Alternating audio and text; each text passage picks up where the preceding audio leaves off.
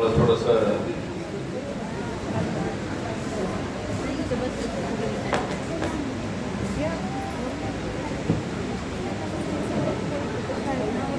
आर्यवैश्य समाज व आर्यवैश्य ऑफिशियल आणि प्रोफेशनल असोसिएशन उदगीर आयोजित गुणवंत विद्यार्थी सत्कार समारंभाच्या या प्रसंगी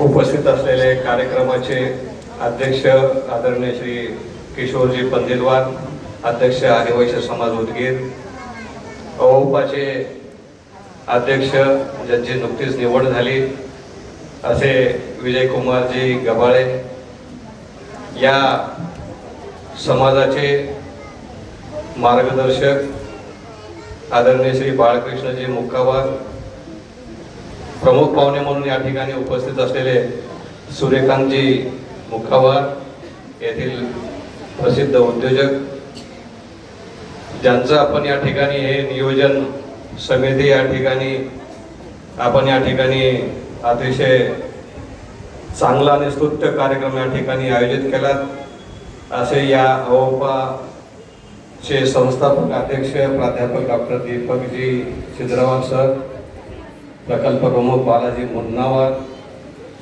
सचिव श्री गणेशजी मुक्कावार आर्यवैश्य समाज उदगीर, कोषाध्यक्ष विकासजी पत्तेवार, अवोपाचे सचिव अनिलजी मारमवार, अवोपाचे कोषाध्यक्ष राजेंद्रजी पेन्सलवार आणि येथील सर्व विजयकुमारजी सुरसटवार प्रसिद्ध उद्योजक, या ठिकाणी उपस्थित असलेले सर्व समाज बंधू भगिनी आणि सर्व गुणवंत विद्यार्थी, आज मला या ठिकाणी अतिशय आनंद होत आहे.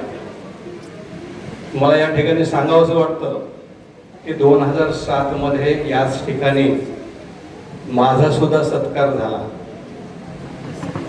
सत्कार का झाला त्याबद्दल माझा थोडासा परिचय मी या ठिकाणी देतो.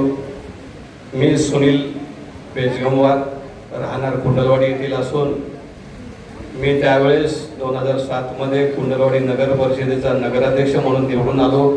त्या दिवशी तुमच्या या नगरेश्वर मंदिरामध्ये आर्यवैश्य समाज उदगीरतर्फे माझा त्या ठिकाणी सत्कार झाला होता. परत आज मला एक इथे तुमच्या समोर गुणवंत विद्यार्थ्याचा सत्कार करण्याच्या अनुषंगाने या ठिकाणी अतिशय चांगलं या ठिकाणी मला एक संधी आपल्याकडनं मिळाली. खरंच आपला या ठिकाणी आदर्श असा आपला आभार या ठिकाणी मानू इच्छितो. खरंच आपल्या समाजामध्ये आता आपण ज्या अवोपाचं या 11वं 12 13वं वर्ष म्हणावंच लागेल. एक वर्ष तुमचं कोरोनामध्ये जरी गेलं असेल, कोविडमध्ये, परंतु तुमची समाजाधिष्ठित काम करण्याची जी प्रेरणा आहे, समाजाला एक वेगळी दिशा देण्याचं काम सर आपण सर्वजण करत आहात. अतिशय मी सद्गदित झालो. शपथग्रहण सोहळा तुमचा या ठिकाणी पार पाडला. या ठिकाणी जे काही शपथ देण्याची जी आपण जी पद्धत अवलंबली, खरंच अगदी मनातून असं एक हर्ष वेगळ्या प्रकारचा या ठिकाणी निर्माण झाला. वाचत असताना, शपथ देत असताना त्यामध्ये जे शब्द आहेत, त्या शब्दाची जी रचना आहे, पद हे अधिकारच नव्हे तर सेवेचं माध्यम आहे, ही भावना आपण सर्वांनी सदैव मनात ठेवून ज्या प्रकारे समाजाची सेवा करण्याचं या ठिकाणी ध्येय आपण या ठिकाणी घेतलात, खरोखरच अतिशय सार्थ मला असा या ठिकाणी अभिमान वाटतो आपल्या सर्वांचा. वासवी क्लब आपल्या समाजाचीच आहे. मी पण ज्यावेळेस वासवी क्लबचा अध्यक्ष, सेक्रेटरी आणि झोनल चेअरमन होतो, त्यावेळेस आम्ही सुद्धा अशाच प्रकारचे कार्यक्रम घ्यायचो. आपला समाज हा तसं जर पाहिलं तर आर्थिकदृष्ट्या सधन समाज आहे. आर्थिकदृष्ट्या सक्षम असलेल्या समाजामध्ये एकतेची एक भावना किंवा एका ठिकाणी येण्याची, कारण का त्यांना प्रत्येकाला आपापल्या व्यवसायामध्ये मग्न असतात. कुठेतरी त्यांना एक फावला वेळ भेटतो का, हा सर्वात मोठा विषय आहे. तशाच प्रकारे आज अवोपाने एक वेगळ्या प्रकारचं या ठिकाणी व्यासपीठ तुमच्या समोर उभं करून दिलं असं मला या ठिकाणी. कारण प्रत्येकाला आता जो प्रास्ताविकतेमध्ये सिद्धरवर सर जे बोलत होते, त्यांच्या मनामध्ये जे काही समाजाबद्दल काम करण्याची जी निष्ठा, समाजाबद्दल काम करण्याची जी प्रामाणिकता आणि अधिक पारदर्शकता ठेवून तुमच्या समोर पुढे काम करण्याचं जे प्रयोजन त्या ठिकाणी दिसतंय, झालेल्या मागील चुका किंवा एखादा विषय असेल तर पुढच्या दृष्टिकोनातून कसा बदल करावा हे त्यांच्याकडनं खरंच शिकलं पाहिजे. कारण एक उदाहरण आहे, गुणवंत विद्यार्थ्याचा सत्कार या तुमच्या समोर आहे.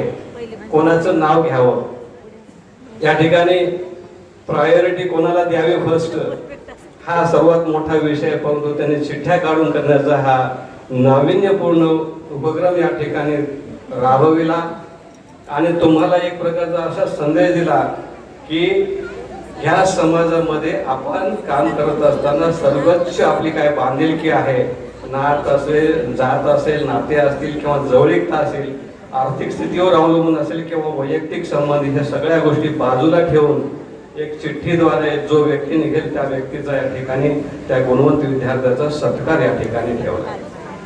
खरं मला एक सांगावंसं वाटतं, ज्यावेळेस आपण भावी आयुष्याचा आपल्याला ज्यावेळेस एखादा विषय असतो, भावी आयुष्य आपलं उज्ज्वल चांगल्या दृष्टिकोनातून आपण काहीतरी एक मनामध्ये एक संकल्प रचवला असेल. आता तुमचे जे गुणवंत विद्यार्थी या ठिकाणी आहेत, तुम्हाला खरोखरच वाटत असेल आपण या ठिकाणी आहात, पालक वर्ग आहेत, एक प्रेरणा देण्याचं काम ही अवोपा नावाची संस्था तुमच्या समोर करत आहे. तुम्हाला भावी आयुष्यात खरंच मार्गक्रमण करायचं असेल तर काय करणार?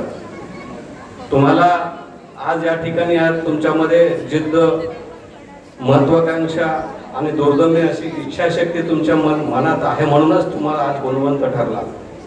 तुमच्या मागे त्या ठिकाणी असलेला अथक परिश्रम निश्चितच आहे असं मला या ठिकाणी म्हणायचं आहे. परंतु भावी आयुष्य खरंच तुमचं उज्ज्वल जर करायचं असेल तर तुम्हाला आज या माहिती आणि तंत्रज्ञानाच्या युगामध्ये पुढे जायचं असेल, अधिक स्पर्धेचं युग आहे. या स्पर्धेच्या युगामध्ये तुम्हाला तग धरून राहायचं असेल तर सर्व क्षेत्रामध्ये तुम्हाला जिथं चांगलं वाटतं, जिथं तुमची खरंच त्या ठिकाणी इंटरेस्ट आहे, अशा ठिकाणी तुम्ही गेलं पाहिजे. आज आपण पाहतो भ्रमणध्वनी मोबाईल प्रत्येकाकडे आहे. प्रत्येकाचं जर टॉक टाइम किंवा प्रत्येकाचं जर समजा आपण पाहण्याचं टाइम बदलला, रीलमध्ये आयुष्य घालवू नका कृपया करून.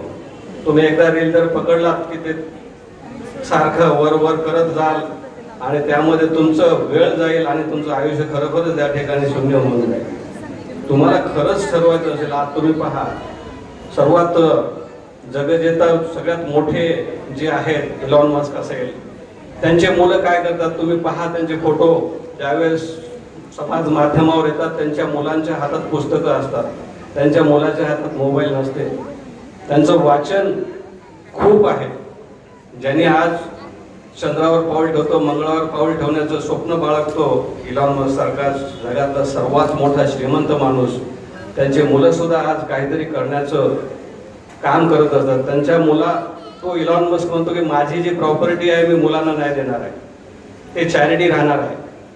तो मुलगा स्वतःहून काहीतरी करण्याची धडपड या ठिकाणी ठेवतो. म्हणूनच मला सर्व गुणवंत विद्यार्थ्यांना एक सांगायचं आहे, मंजिलें उन्हीं को मिलती है, मंजिलें उन्हीं को मिलती है जिनके सपनों में जान होती है, पंखों से कुछ नहीं होता, हौसलों से उड़ान होती. तुम्ही सर्व, मला एकच विनंती करायची, गुणवंत विद्यार्थ्यांचा सत्कार दरवर्षी या ठिकाणी येतो. आपण आपल्या आयुष्यात काय या 10 वर्षाच्या पहिल्या वर्षी जे विद्यार्थी या ठिकाणी सत्कारित झालेले आहेत, आज ते काय करत आहेत त्यांचा सुद्धा विचार. या गुणवंत विद्यार्थी आज इथे आहेत, व्यासपीठावर येऊन आपण आपलं मनोगत सुद्धा या ठिकाणी दिलं पाहिजे की तुम्ही काय करणार आहात आणि पुढे काय संदेश देणार आहात, असं मला या ठिकाणी वाटतं. आपण सर्वांनी या ठिकाणी आपलं मत मांडावं असं मला वाटते. आपल्या सर्वांच्या, मी जास्त वेळ घेत नाही, आपल्या सर्वांना नेहमी धडपडत राहून आपलं जे ठरवलेलं जे काही गोल आहे हे आपण निश्चितच आत्मसात करावं आणि आपण यशस्वी असं जीवन जगावं, एवढंच मी या ठिकाणी बोलतो. आपण सर्वांनी मला या ठिकाणी बोलवला, आदर तिथे केला, सत्कार केला, त्याबद्दल आपलं मनस्वी असं या ठिकाणी आभार मानतो. थांबतो. जय हिंद, जय महाराष्ट्र.